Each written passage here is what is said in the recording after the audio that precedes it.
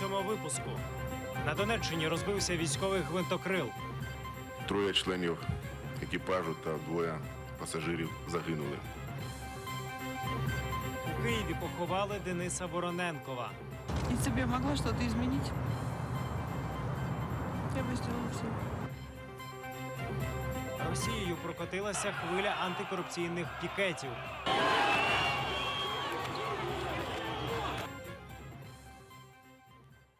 Доброго вечора. Час новин на телеканалі АТР. 27 березня, 1124-й день анексії Криму. У студії Ескандер Маметов. Унаслідок падіння військового гвинтокрилу загинуло 5 офіцерів Збройних сил України. Напередодні поблизу села Малинівка, неподалік від Краматорська, зазнав авіакатастрофи військовий гелікоптер Мі-2. Він впав, бо перечепився за лінії електропередач. Всі 5 загиблих – офіцери Збройних сил України. Ми висловлюємо співчуття рідним та близьким загиблих воїнів. Були обслідувані рештки, які залишилися від гелікоптера, і були зібрані свідчення свідків, які бачили, як це відбувалося.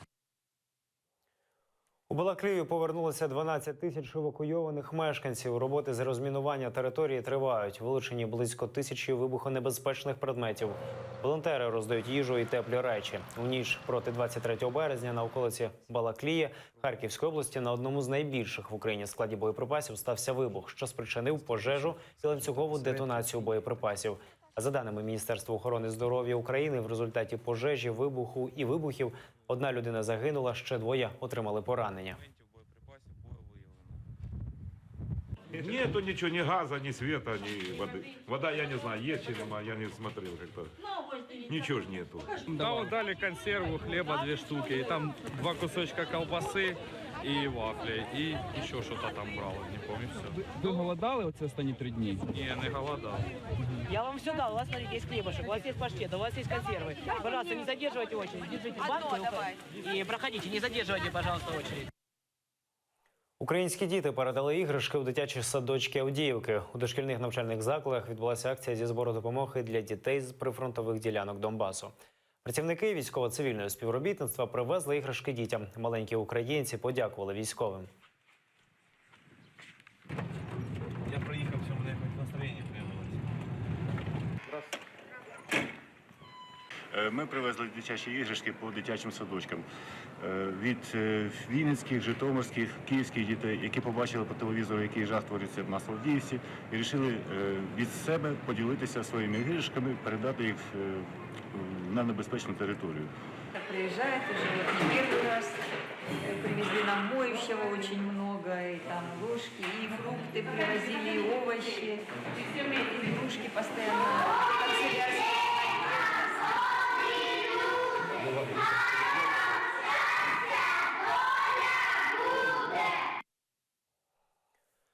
Вдова політики, товариші по військовому училищу і жодного родича з Росії. У суботу у Києві попрощалися з убитим екс-депутатом Російської Державної Думи Денисом Вороненковим. Близькі вирішили, що відспівуватимуть його у Володимирському соборі. Траурний кортеж прибуває до Володимирського собору в Києві за 15 хвилин до початку панахиди. Його зустрічає близько 100 людей, серед них більшість парафіяни храму. Хтось приніс український прапор. Попрощатися з другом прийшла і опозиційний російський політик Ольга Курносова. Зізнається, вона не почуває себе в безпеці. Я стала гораздо более внимательно ходить по улице. Опівдні під звуки затворів фотоапаратів труну занесли в храм. Вдова Марія Максакова не стримує сліз. Попрощатися з Денисом Вороненковим прийшов колишній російський депутат Ілля Пономарьов, радник міністра внутрішніх справ України Антон Геращенко та кілька друзів по військовому училищу. Російські родичі не приїхали.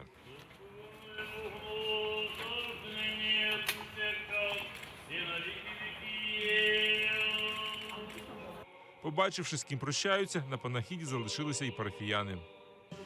Жалко, звісно, що не уберегли. За 10 хвилин до закінчення панахиди охоронці виводять з храму Марію Максакову.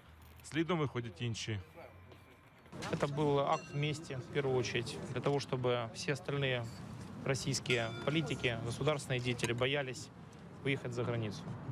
Это метод расправы, который использовался в древнем мире, в Средневековье. месть за попытку говорить правду о том, что происходит в России. Траурна процесія вирушає на кладовище. На старе напівзакрите Звіриницьке кладовище приїжджають лише близькі. И нам всем горько терять близких друзей, потому что, теряя друзей, мы теряем часть самого себя. Он имел колоссальнейший опыт, но просто ему здесь не дали реализовать этот опыт в Украине. Не успел, он много хотел, у него были очень большие планы. Я думаю, что эта жертва будет не напрасной. И хочу сказать, что мы обязательно отомстим. Вдова Марія Максакова в прощальному слові подякувала чоловіку і Україні. Конечно, он был рад, что Украина его приняла, дала ему возможность остаться, потому что его преследовали. Преследовали несправедливо. Ну, что мне сказать? Наверное, только спасибо. Только спасибо тебе, что ты у меня был, есть, будешь всегда. Если бы я могла что-то изменить, я бы сделала все. Після молитви труну опускають у землю, близькі кидають по тріжмені і ставлять вінки від друзів і дружини. У супроводі охоронців Марія Максакова їде додому. Після вбивства Дениса Вороненкова охорона з'явилася і у інших російських опозиційних політиків. Он был убежден и много раз говорил, что его главный противник, который обязательно будет пытаться его достать в Киеве, это генерал ФСБ Олег Феоктистов. Он это повторял многократно, и я думаю, что именно этот человек связан с этим преступлением. Сама Максакова поки що їхати з України не збирається і готується до запланованого на 31 березня концерту. Його вона присвятить загиблому чоловікові. Федем Сідаліїв, Заман, АТР.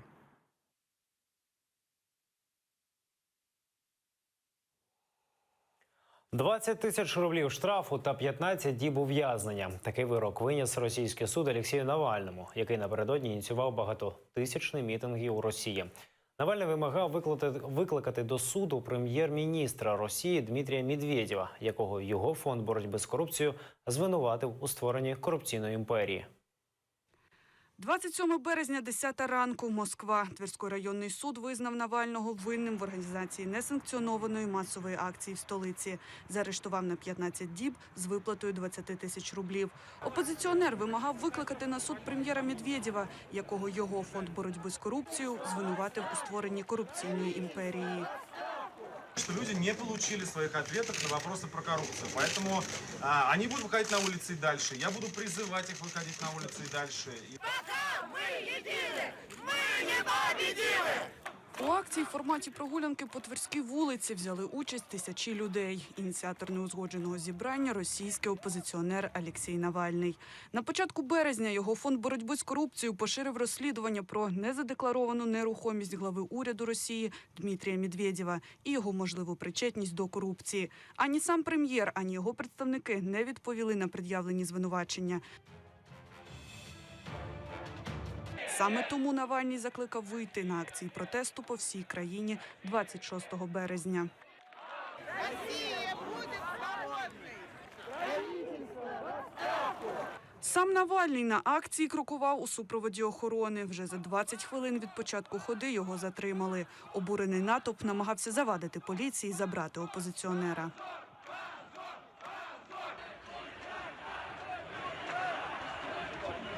Навального забрали, тисячі мітингарів дійшли до Пушкінської площі. Саме там ОМОН і поліція розпочали силовий розгін.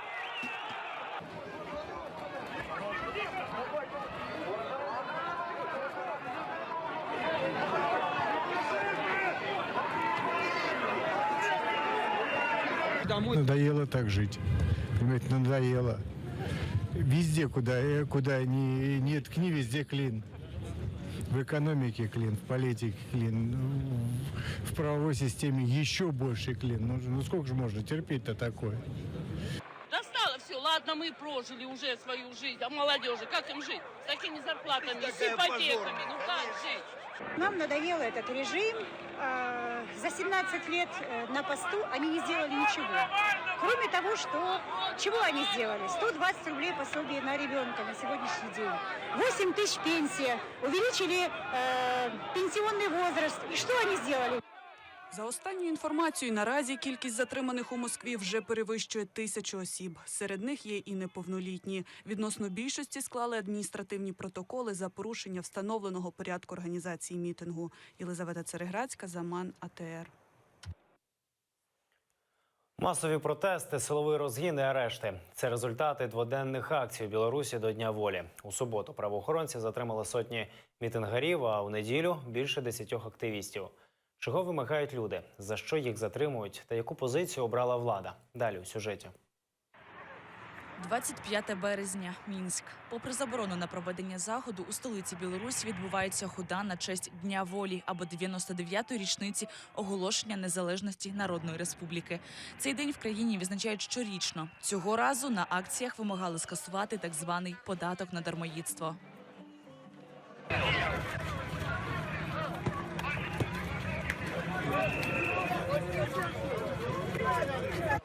Міліція і ОМОНівці затримали сотні людей. Серед них понад 20 журналістів. Серед затриманих є і українець Руслан Терещенко. Йому вже присудили 15 діб арешту.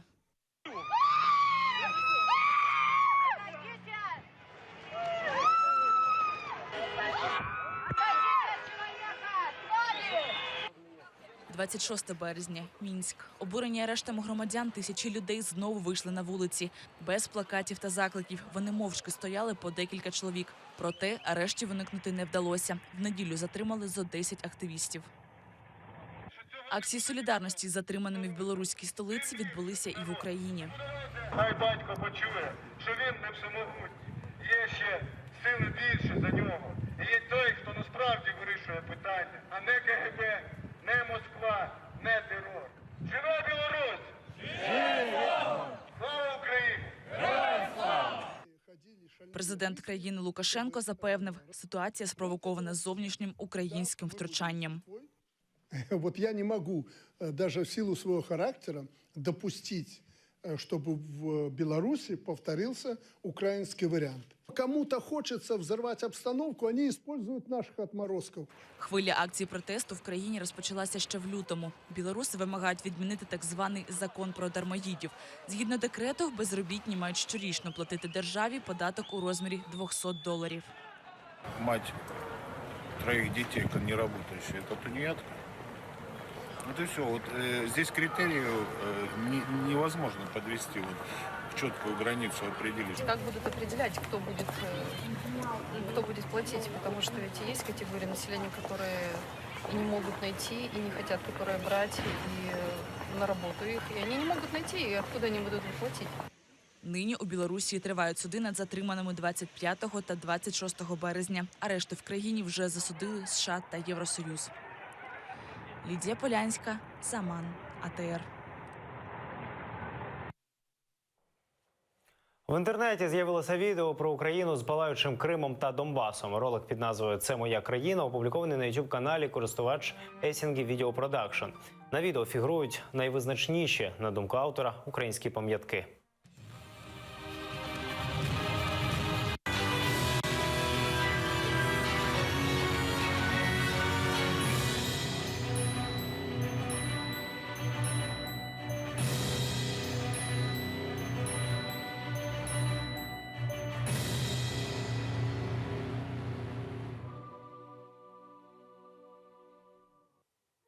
Наразі це всі новини. Дивіться наступний випуск «Заман» кримсько-татарською з Муслімом Умеровим за 45 хвилин. Ефір продовжує програма «Бугунь». У гості до Османа Пашаєва та Оксани Денисової завітає журналістка видання «Нове Время» Христина Бердинських. Вона розповість про мітинги та затримання, що відбулися цими вихідними у Мінську. Будьте з АТР.